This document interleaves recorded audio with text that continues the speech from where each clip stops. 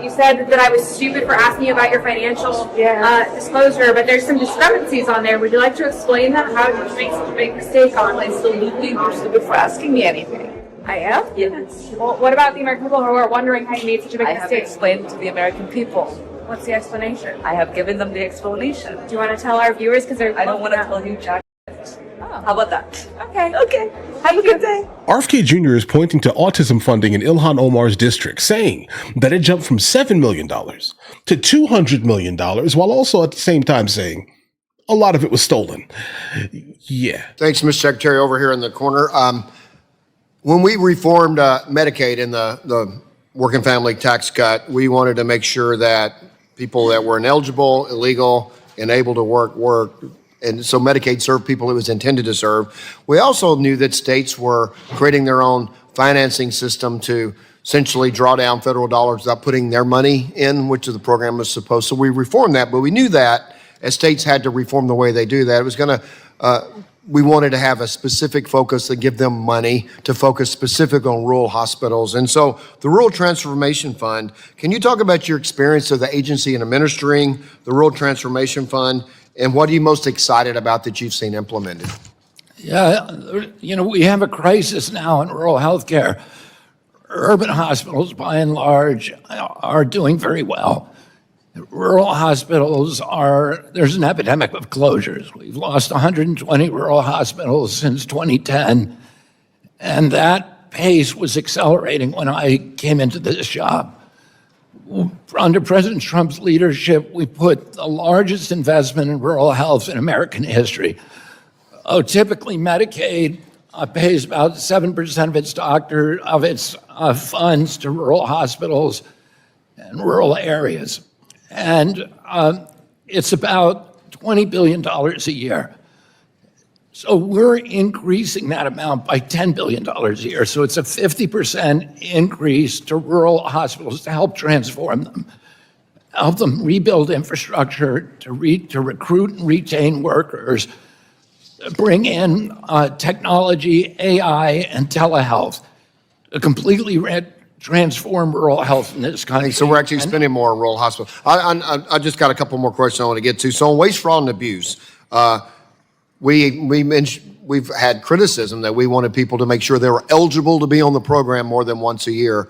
Now that we're seeing waste, fraud, and abuse in Minneapolis, other places, not just in Medicaid, but home health and others in California, what has surprised you about what you've seen about in the waste, fraud, and abuse? And what more do we need to be doing to deal with it?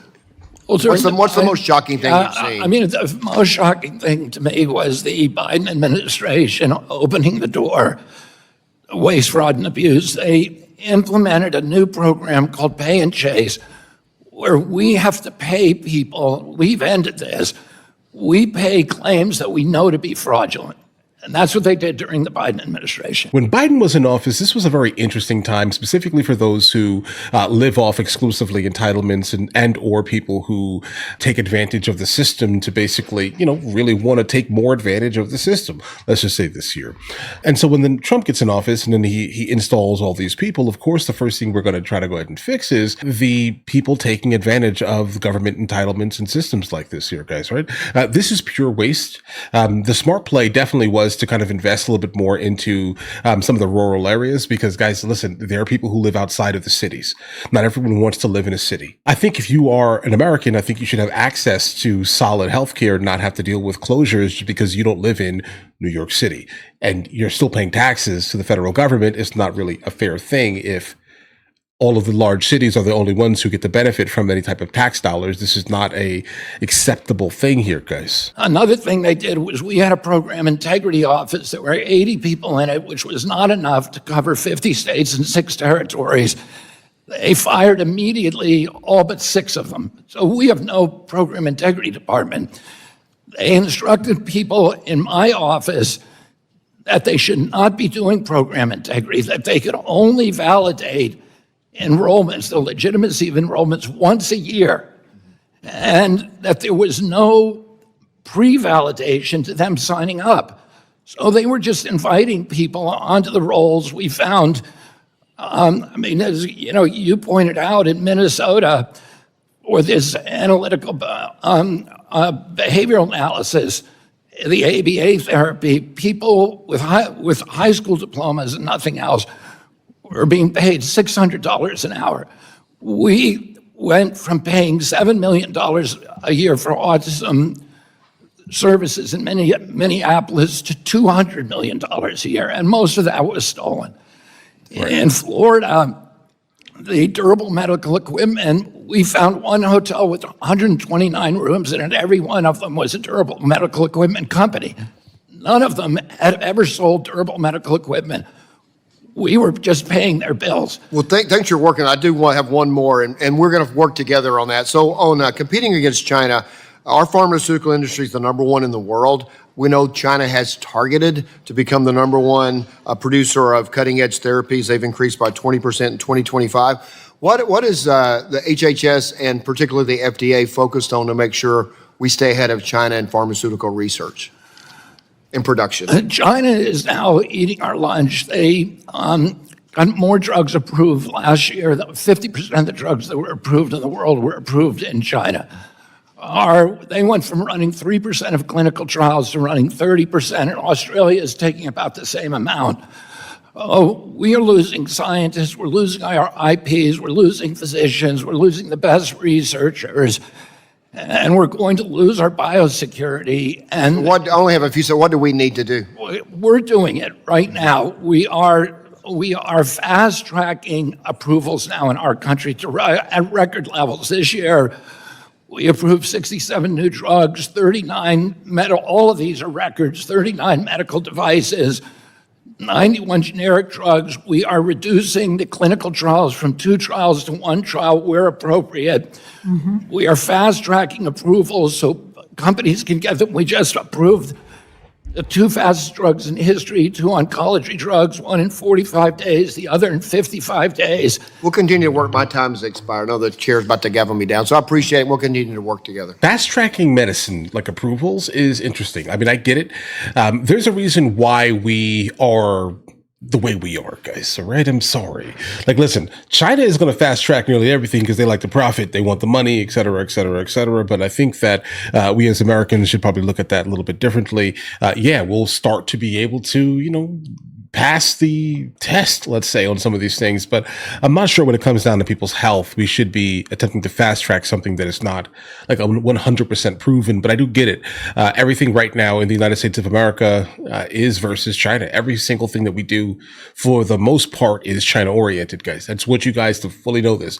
Like, look at Venezuela, look at the Cuba issues, guys. Like, pay attention to the underlying issues. Who really wanted that area, right? Like, who is benefiting most from those areas? Iran. Who's benefiting most in terms of like oil, crude, etc.? Who benefits from some of those places, and why do we target those places specifically, right? Look at Taiwan. China wants Taiwan. Taiwan makes all these chips here. The world knows to not allow China to kind of get Taiwan. That probably will end up being the WW3, more so than Iran would ever be, if that makes any sense here, because no one is stepping up to back Iran at all, not really. But the world would definitely kind of step forward if they realize that China takes Taiwan, and now all of the quantum computing, right, and all of the AI stuff and all the chips are now China's exclusively to do with whatever they desire. So we really do not want China to overtake us in every single thing, but they're definitely on par too.